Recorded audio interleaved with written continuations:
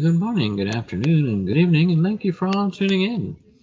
It is 65 degrees today in Phoenix, December 9th. The Lord wake you up today?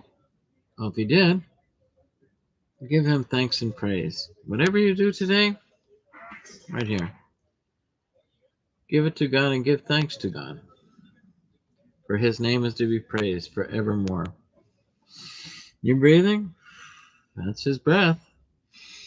He gives the oxygen. If we didn't have oxygen, we'd be gone, wouldn't we? Yes, we would. Well, today on Question of the Day, we have a good question for you. Are you hungry? What are you hungry for? Yesterday I had someone online, since then they took it down, asking me for money so he could live the next 6 months. He was in college, and he's writing on another blog line. I've got 177 days before I'm homeless and broke, and then 176 and 175. And he also asked for a car as well as more money. And it didn't sit well with me. Yeah, is there people who take you off sometimes on the freeway? They cut you off. Yeah, sometimes that happens. It shows that you're human and that we both have sin nature. There are people completely healthy, young, and able and well that are today just looking for a handout, and then they use scripture to twist and manipulate and guilt one into be a good Christian and give. If not, just insert your insult here. Just because someone is a follower of Christ doesn't mean that we have fool stamped across our head or our forehead. If we are to invest in someone, it is with good reason and good compassion, using the Lord's resources of stewardship in a right way. So come along with me for the next 3 or 4 minutes and listen to an excerpt of a great Bible teacher out of Texas who began the urban alternative way back in the 70s and 80s, whose son also played with the Dallas Cowboys and follows in his footsteps, Tony Evans. After it's done, please leave a comment, hit subscribe, join us daily, and thank you for tuning in. It's always a pleasure to have you. Without further ado, let's go to that excerpt.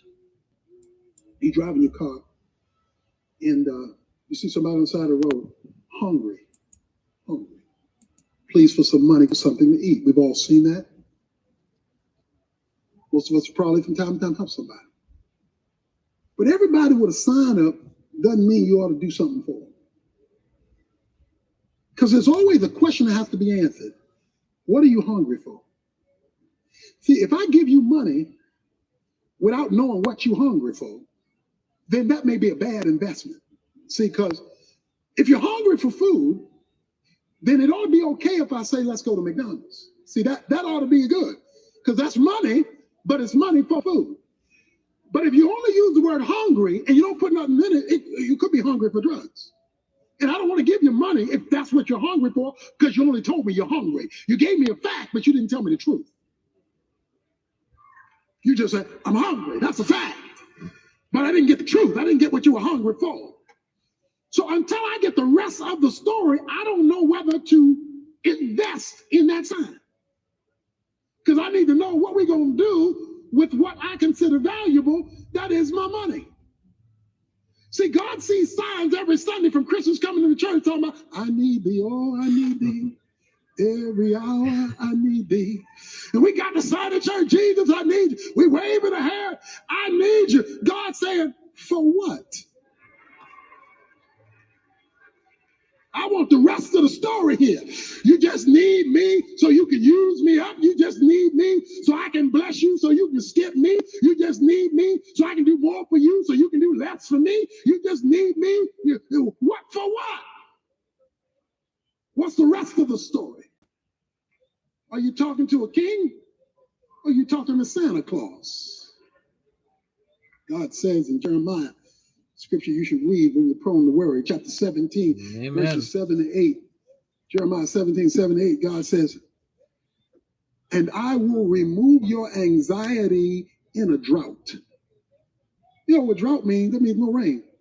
No rain, no agriculture. No agriculture, no food. No food, you starve. So when it's not raining for a long period of time, you can get scared. You can panic when it hasn't rained for a long period of time, but God says, I'll remove your worry in a recession, in a depression.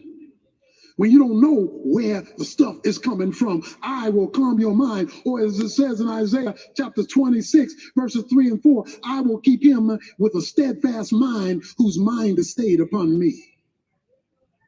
So when your company sends you somewhere, they pay for it. We want to do our own thing, but we want to know why the king won't pick up the tab. Because God is saying, that's not where I sent you. That's not what I want done. That's not how I want it done. That's not when I want it done. That's not my thing. I'm not picking that up. Now you mad at me. Talking about I don't believe you answer prayer. He says, so do not worry about tomorrow. Most of us are being crucified between two thieves, yesterday and tomorrow. The regrets of yesterday, the uncertainty of tomorrow, and we still got to deal with the trouble of the day. He says, don't borrow from tomorrow. In other words, all these things might happen tomorrow. How am I going to make it tomorrow?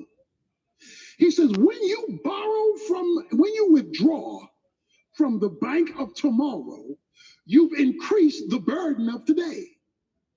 So that means you reached into tomorrow, brought it back to today.